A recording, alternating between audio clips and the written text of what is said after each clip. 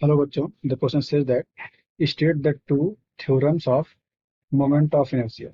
Give an examples of the application in each case. Okay, तो लिखते हैं इसका की कॉन्सेप्ट।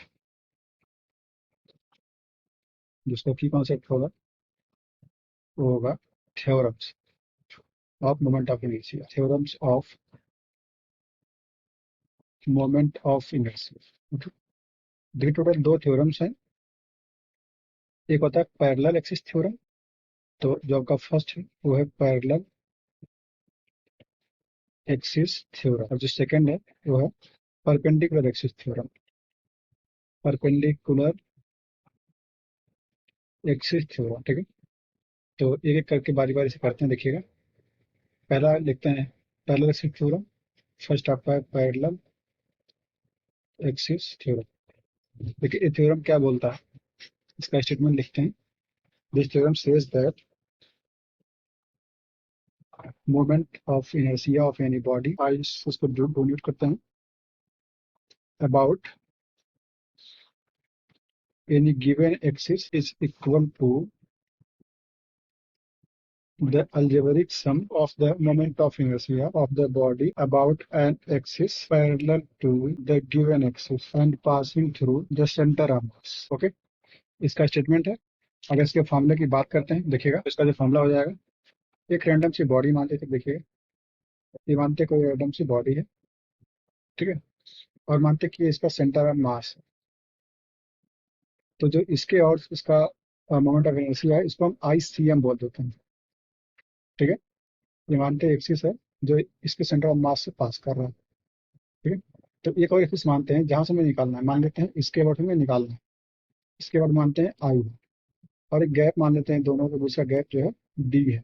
ओके, तो ये जो सेंटर ऑफ मास लाइन पास करती है, उसके बाद मोमेंट ऑफ इनर्शिया ICM है, और हमें आई निकालना है। तो जो आई होता है आई इक्वल्स ICM। CM मतलब सेंटर ऑफ मास होता है, प्लस MD²।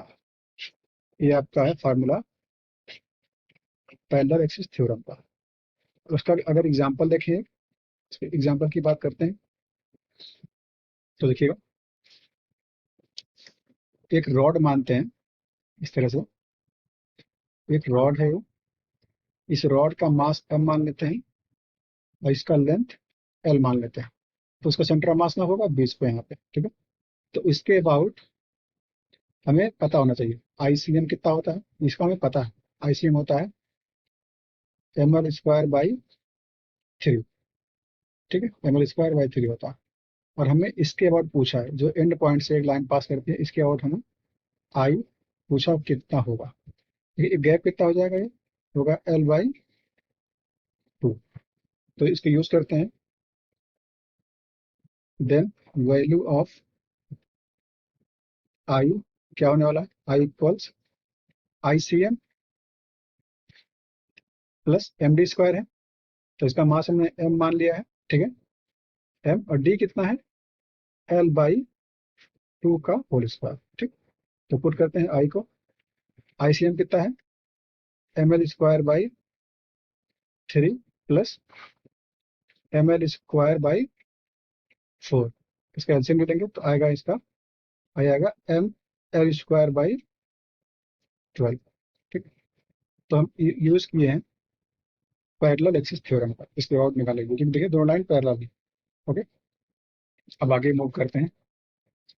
जो सेकंड थ्योरम है उसकी बात करते हैं।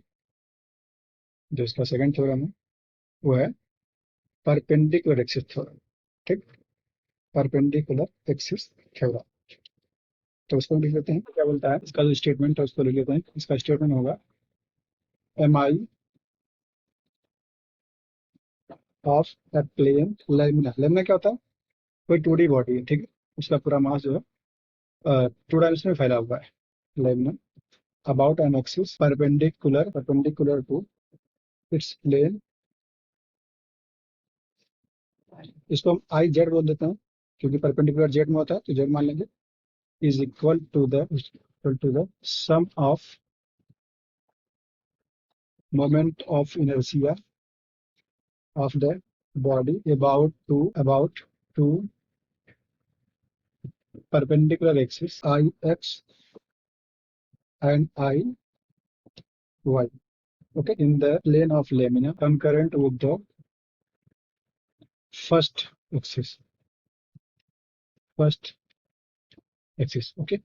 इसका फॉर्मूला होता है Iz equals Ix plus Iy,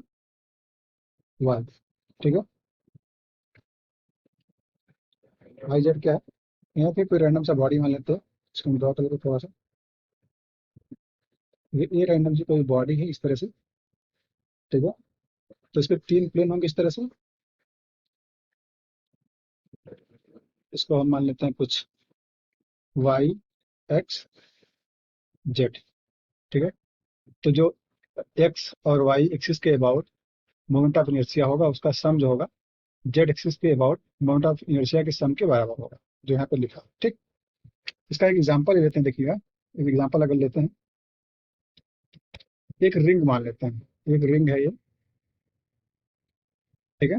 ये रिंग है, इसका मास हम n मानते हैं और रेडियस r। तो जैसे एक मानते हैं यहाँ पे, यहाँ से एक्सिस पास करता है जो इसके प्लेन के परपेंडिकुलर है, ठीक है। तो इसको हम क्रॉस बनाते हैं, क्रॉस मतलब क्या, प्लेन के परपेंडिकुलर अंदर है। इसके अबाउट हमें आई पता होता है, ICM होता है mr²। तो एक और लाइन मानते हैं यहाँ से पास कर रही है, ठीक है। तो देखिए, तो एक लाइन और मानते हैं यहाँ पे, जिसका डायमीटर से पास कर रहा है इस तरह से। इसके अबाउट हमें निकालनी है, इसके अबाउट हमसे पूछा है कि आई कितना होगा। तो देखिए, एक किस में जा रहा है, एक्स में जा रहा है, एक ऐसा एक बना इस तरह से करके, एक इसमें जाएगा वाई में। देखिए दोनों क्या है, डायमीटर के अबाउट है, तो दोनों का सेम आएगा। इसका भी आई आने वाला है, इसका भी आई आने वाला है। इसको हम आई एक्स बोल देते हैं, इसको आई वाई बोल देते हैं, ठीक है। तो लिखते हैं I z equals I x plus I y. हमें आई जेड पता है कितना है, mr², हम उसका रेडियस कैपिटल आर मान लेते हैं, ठीक है। इक्वल्स, अच्छा आई एक्स आई वाई दोनों सेम होंगे क्योंकि दोनों का डायमीटर के अबाउट है, तो बन गया 2i। तो आई क्या बन जाएगा, आई हो जाएगा mr²/2। तो ये आपका होगा फाइनल आंसर, ठीक है। तो हमें 2 करना था, हम 2 कर चुके हैं, और दोनों का ये डेफिनेशंस और एग्जांपल्स दोनों में, okay. Hope you understood it well, all the best.